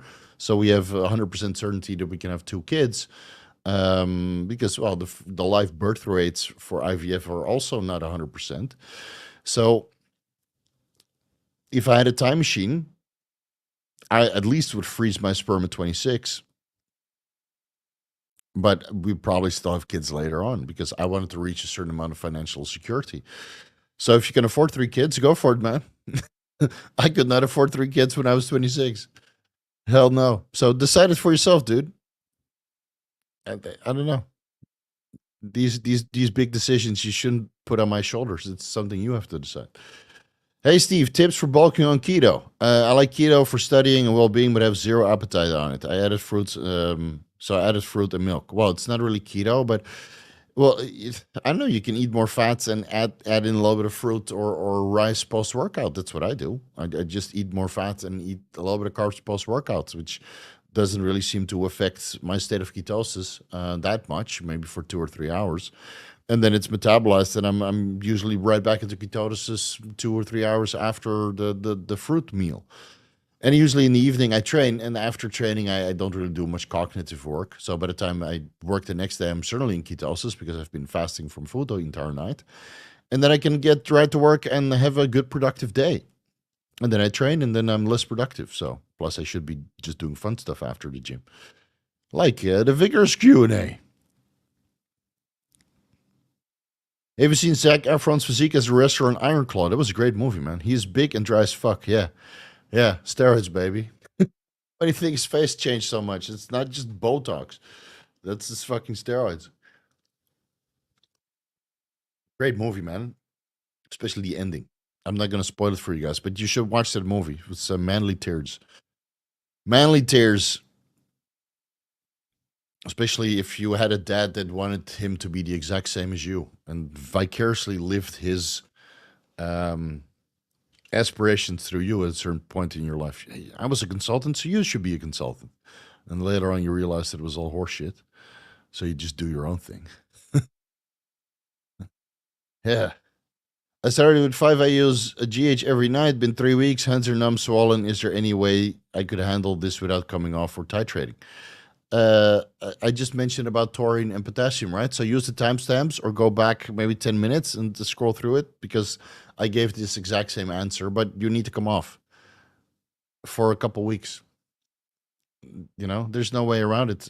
Even if you go on potassium and magnesium and taurine, it will still take a couple weeks for that to saturate and really help with the water balance. So, well, you're probably not going to do that. So enjoy the numb hands, man. Enjoy the numb hands. At least it won't feel like you're masturbating because you can't feel your own hand.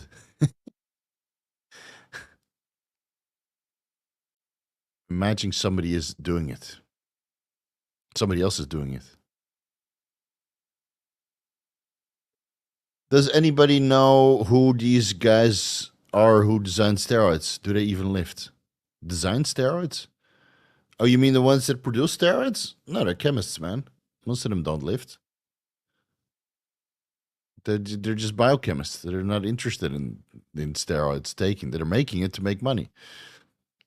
Goes for many of the sources as well. Met so many of these guys that actually operate these sources, and most of them they don't even lift, dude. You'd be surprised, which is good because you don't stand out, right? Of course, bodybuilders are easy to notice. So, he must be a steroid dealer. No, this is a steroid dealer. And you're like, he's fat and he's a fucking alcoholic. At least he doesn't stand out, man. It's like 90% of the people. Very good movie. Watch Civil War next. Yeah, that's on my to-do list tomorrow. But today I watched this. I shouldn't post torrents, right? But actually, I want you guys. If you have a very good computer, let me see if I can find it on Torrent Galaxy. I just watched an HDR 60 frames per second 4K of what is it called? Mad Max Fury Road. Mad Max Fury Road, because tomorrow I'm going to watch Furiosa. HDR. Let me just see if I can find it. Man, I just watched that on my TV, and man, they use AI upscaling and to fill in the blanks for the. I think this is the one. Yeah, this is the one. AI enhanced. God, I hate these torrent websites, man. So many pop-ups. Where's this the one? True HD, Atmos 7. Yeah, 60 frames. I'll link it down below, but I'll have to delete it a little bit later on. So grab it while you can. I watched this on my TV just now. Absolutely great. Tomorrow I'm going to watch Furiosa. And then after that, when I get back, if we have some time, probably watch Civil War. Should be fun. Super great movie. DC 81. Let me see if there's a question attached to that. I don't see it yet, but for $20. Oh, here. Do you have an intra-workout shake when running keto? If yes, what is it? So I take the 40 grams of collagen and then a scoop of 15, 16 grams of essential amino acids from Gorilla Mind. And that's about it. But I take that pre-workout. Yeah, I don't take intra-workout. Because I don't like to have like something sweet constantly drinking. When I used to bulk, I would do that, and I just suffered through it. Right, you take your high brand cyclic dextrins and essential amino acids into workout, and I would mix that with tonic water, so I don't have any cramps. Again, in the muscle factory, you sweat a lot, and when I was super big, but 120 kilos, 118 kilos, depending on when I measure it, I would sweat a boatload, and I would need a can of tonic water alongside of my high branch cyclic dextrins and essential amino acids. And of course, it's all being utilized during the workout. So I would be in ketosis reasonably fast.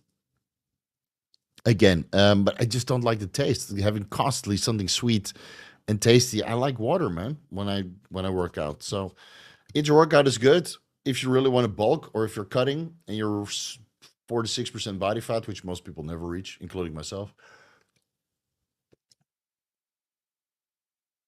But and even like the less flavored ones, because essential amino acids or branched chain amino acids takes like absolute garbage if you don't put some flavor to it.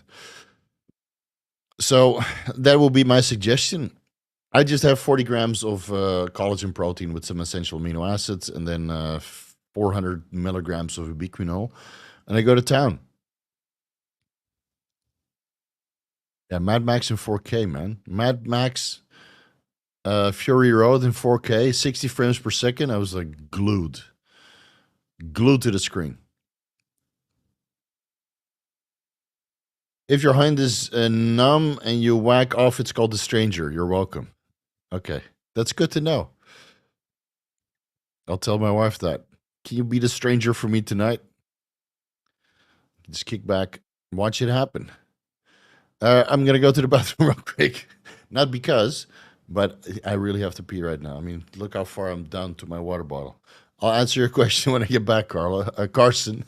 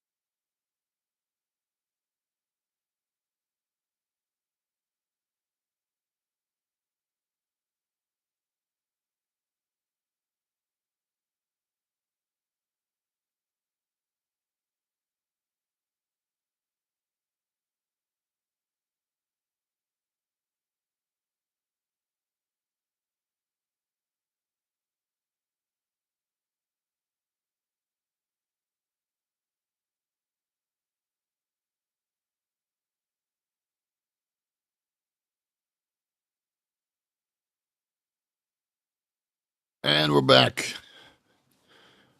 Oh. Okay. Carson asks, you're going to start 125 milligrams testosterone enanthate or cypionate TRT per week soon.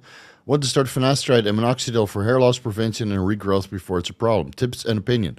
I don't like finasteride and I don't like minoxidil because they're steroidogenesis inhibitors. And most people just get side effects. So I'll link you to steroidogenesis video before you start doing something, and the post-finasteride syndrome video. Let me find both of them, and then you can make a better informed decision.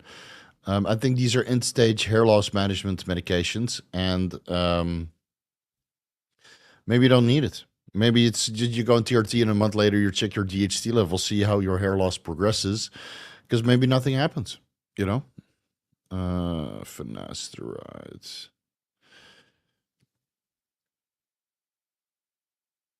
Post-finasteride syndrome, here it is.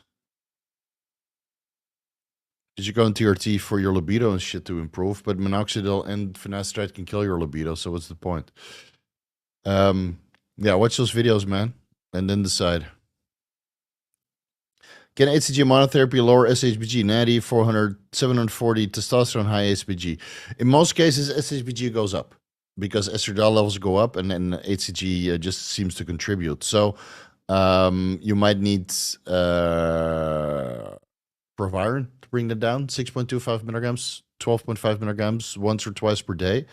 But maybe do HCG monotherapy first for a month and figure out what your HCG dosage is, and then track your total testosterone increase and what happens to your SHBG, and then see if you need to proviron on top to bring that down. And it can be a very low dose, man. Yeah, it can be a very long dose. I'm getting sleepy now. Why don't more people use a continuous glucose monitor? Someone on Think Big podcast said guys shouldn't use it. Really? Why? I have diabetes and use one. It helps blood glucose so much. Yeah, it's the first they're a little bit cumbersome because bodybuilders are, of course, big, and then you have to stick it on your arm. But then sometimes it detaches because we have so much muscle going on under there, or you put it on your shoulder. It's annoying, to be honest. You can put it on your stomach. I know Chase Irons used it for a while, and I think he just got the readings, and then after a while, he was like kind of done with it. I know. I always pricked my finger like multiple times per day until I had a firm grasp on my insulin protocol, and then I stopped doing it because I knew exactly what was going to happen. But of course, I almost kind of destroyed my fingertips because I checked it maybe 1,000 times when I was still running insulin. So. And at the time, that's 5-6 years ago when I was really into the heavy insulin use. I know we didn't have access to continuous glucose monitor. I didn't really look into it. It's not part of the insulin ebook, which I wrote about 4 to 5 years ago.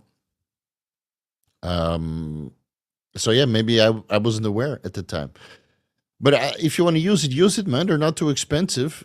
I like those continuous insulin pumps alongside of that. Those are more expensive, obviously. You can hijack those and bring your glucose levels instead of 100 down to 70. And that would be great for a ketogenic diet. Yeah, I would hijack one of those $700 machines. And you're always at low blood glucose, so you have high ketones. Great for fat loss. But of course, that's a little bit more advanced. Yeah. Put it in the glutes. Trust me. All right. If you say so. If you say so, bro. All right. Buy an Abbott Libre 2 and monitor your glucose for 14 days. Would learn a lot because you can track a continuous graph, OG, of the blood glucose. Yeah. So one of those things.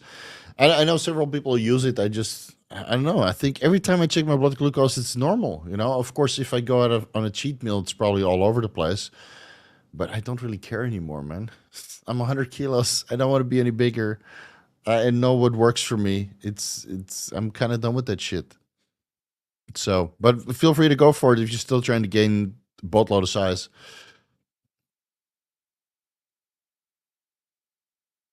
This Streaky the Super Cat. Mike Chang from Six Pack Shortcuts already told you how to get rid of the love handles like decades ago. Yeah, I mean, and fat loss hasn't changed, man. Just gotta follow all the secrets. How tall are you at 100 kilos?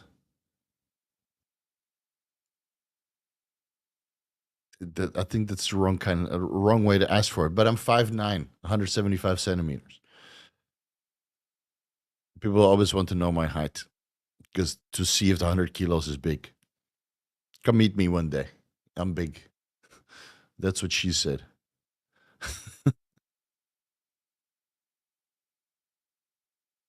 Steve, do you have exclusive information on dodging drug tests somewhere on your channel? No. And at one point, I will no longer offer that because the Olympics is coming up, and I don't feel confident in my abilities after the Olympics.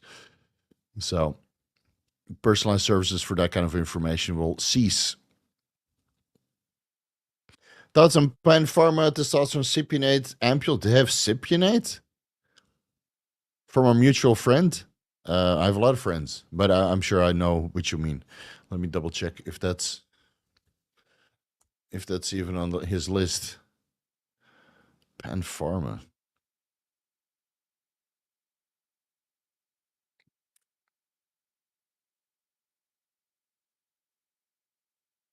I don't see any Pan Pharma on there. Maybe you're talking about a different friend.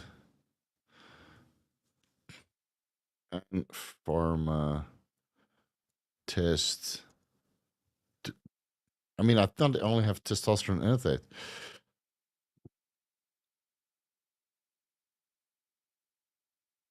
Oh, that's another brand. Pan Pharma AU.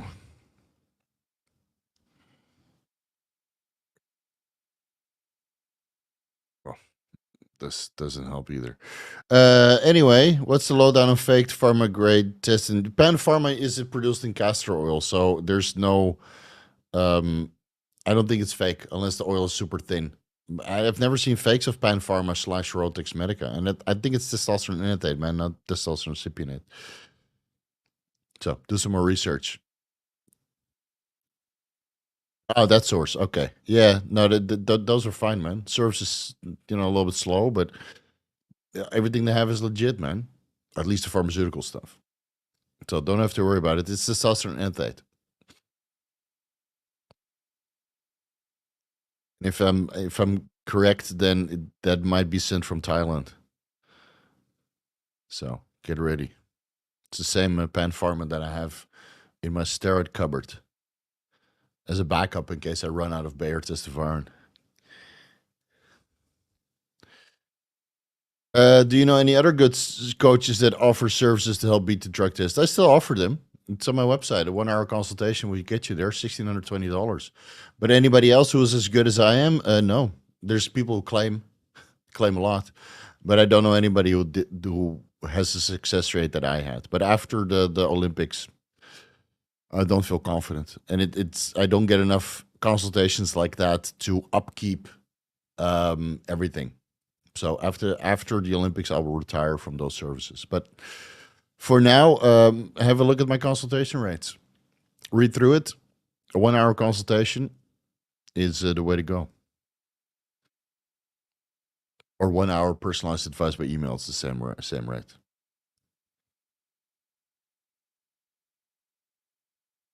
Testosterone, 362 nanograms per deciliter. Free testosterone, 11.2. I always forget what the range is, but it sounds low. Estradiol, middle of the range. LH, 6.85, considering TRT. Okay, maybe bring your estradiol levels down a little bit. Maybe your LH and FSH will goes up. Maybe do a varicocele check with the testicular ultrasound. Maybe eat a little bit better. Right? There's a multitude of different options. I already linked things to consider before TRT down below. But yeah, if you want to go on TRT, that's your decision, man. Go for it.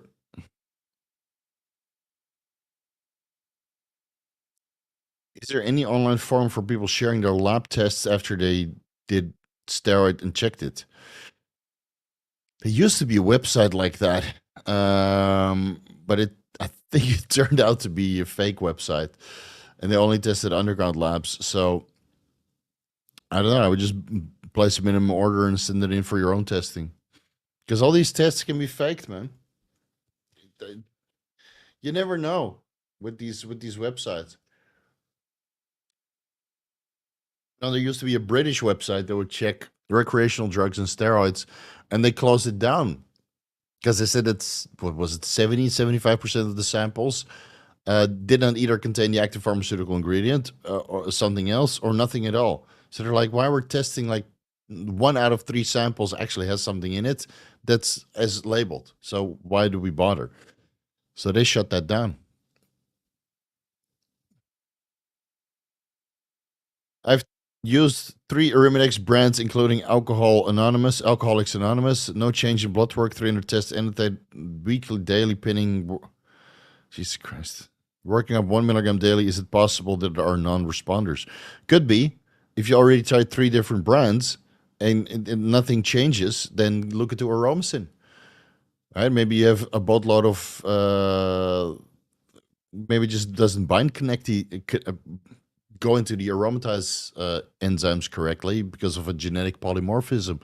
But maybe Aromacin will fit in there. So maybe switch to Aromacin, see if that does anything. And that is available as a pharmaceutical brand. Bell Report. Is that still around? That's been around for decades. But that's not for that's not for performance enhancing drugs. Shit, it's still around. Yeah, that's why we check if the MDMA was still, if it was good or not.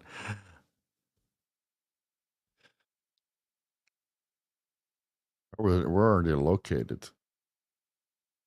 Man, this website looked completely different. They've been around for ages, man. Contact us.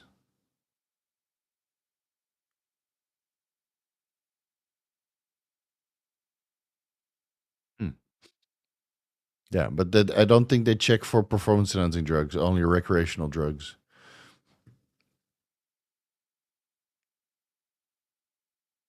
What's your thoughts on methyl 1 methyl 1 Trenbolone or methyl 1 testosterone? I think it's methyl 1 testosterone, right? I know. I think you can run an experiment. You probably get liver toxicity and side effects, and then that experiment is over, and you realize that testosterone is better. So fun to try, but probably not sustainable. Why do some GH cause lower water retention than others? Could be antidiuretic hormone, could be some of the preservatives, binders, or whatever else, fillers, whatever else they put in there, or impurities. You know, your body responds differently to the fillers, binders, and impurities than the actual growth hormone. But growth hormone is growth hormone, right? It's the amino acids are basically all the same, and but it's what else? It's in there. So some brands just cause more water retention than others. So it's that's just fun of the experimentation process. The Norditropin always worked best for me, but right now I ran size and I ran out about a week ago. I thought my body weight would come down, but I'm still 100 kilos. What the fuck?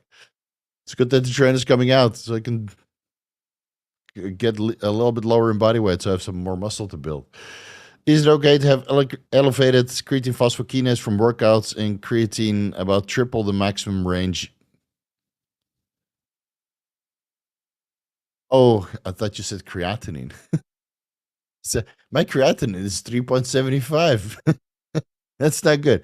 So is creatine phosphokinase is what 600 units per liter because you work out and take creatine year round. Is it bad for the kidneys? What is the maximum range? Well, the maximum range on blood work is up to 200, and then after 200, they might assume that you had a heart attack. It doesn't really have anything to do with the kidneys, even though it's a kidney marker. I mean, it's metabolized by the kidney, just like uric acid and blood urea nitrogen and creatinine. But creatine phosphokinase is usually used as a marker for a heart attack, even though you have to check the creatine phosphokinase myocardial band, or is that the one? CKMB? Yeah, that's a heart. Yeah, that's the one for the heart attack, and then CKMM is for skeletal muscle. So you have 3 different kinds: CPK, enzymes, CKBB, CKMB, and CKMM. So CKBB is found in brains and lungs, CKMB is found in the heart, and CKMM is found in skeletal muscle. So next time you check your CKMM. You'll probably see that a large majority of that is coming from skeletal muscle. And then if you stop training for a week or two and stop the creatine supplements for a week or two, then your CK will be in the normal range. So my creatine phosphokinase was 3,300 last time I checked it. It's in the video from last Monday. And I'm not worried about that. The highest I've ever gotten, it was like 5,000 or something. So, all right, we're going to throw in the towel, man. I'm getting fucking sleepy. In your opinion, how much is good or bad cardio, perhaps VO2 max, influence cognitive function?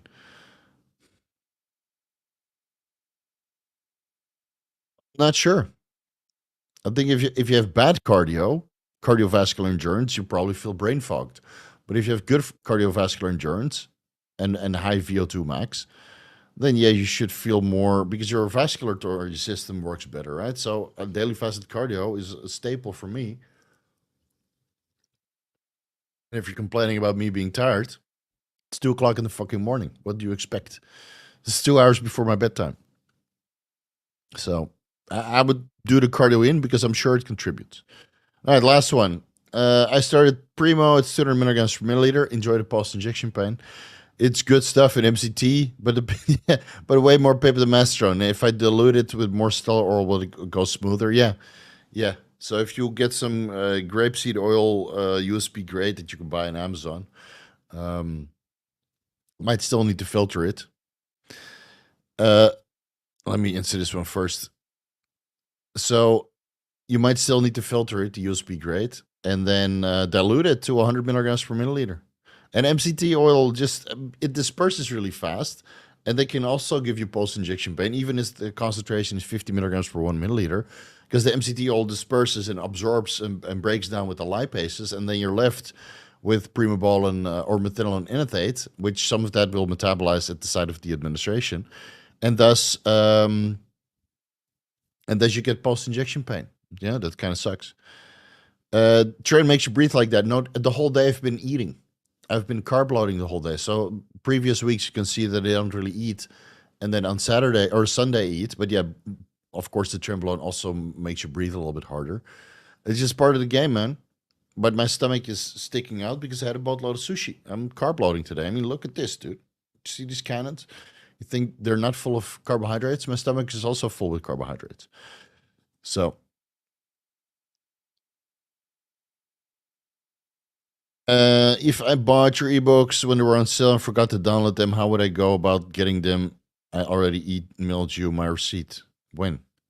You email my receipt? You can click in the emails, you can click on the ebook, and then it goes straight to the website where you can download it. So give that a try, and otherwise email me again because I didn't see your email about your receipts and you forgot to download them. There you can download them indefinitely through the email receipt. All right, guys. Let's throw in the towel. I'm mad sleepy. Tired. It's been a long day. So I'm going to sign off. We'll see you guys in 2 weeks. Let's see. 2 weeks will be, June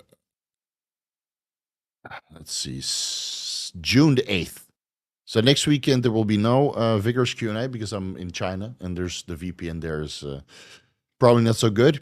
As a quick reminder, what will we have next week will be the podcast with Dr. Dean St. Martin and Kurt Havens, titled the Anabolic Roundtable. We'll do that every month, answering bodybuilding's biggest questions. Last week was a good week, but I didn't get so many views on the thinning the skin video. So if you haven't watched that yet, please do me a solid, watch it now so we can get some more views because, well, it premiered at like 9 out of 10. Which I found very surprising because everybody was begging me to make that video. So I'm not sure if YouTube had a little bit of a brain fart. You guys didn't get it. But I would appreciate if you watch the skin thinning video because it put a lot of effort into it. There's a image and performance enhancing drug coaching survey, which you can fill out down below. So if you're a bodybuilding coach and you give drug advice or send some of your clients in the right direction or where to purchase performance-enhancing drugs, then do me a solid and Timothy Pietkowski, my favorite researcher. Fill out this drug survey. It's completely anonymous, so you don't have to worry about attaching your name or your company name to this survey. They just want to have some insight on what the bodybuilding coaches are recommending. Follow this Instagram account, the Anavar Experiment, because the guy is trying to get more followers than his teacher. because he thinks that pharmaceutical Anavar is more followable than the marketing course of his teacher. And I think that's about it. Yeah, that's about it. So thank you guys so much for watching. We'll see you next weekend. Enjoy yourself. And, oh, not next weekend, in 2 weeks, sorry. In 2 weeks. Hopefully I'll post some cool pictures on the gram from the party. And if I end up mad drunk, then, well, that's how it's going to go. Peace out, guys. I'll see you in 2 weeks. Take it easy.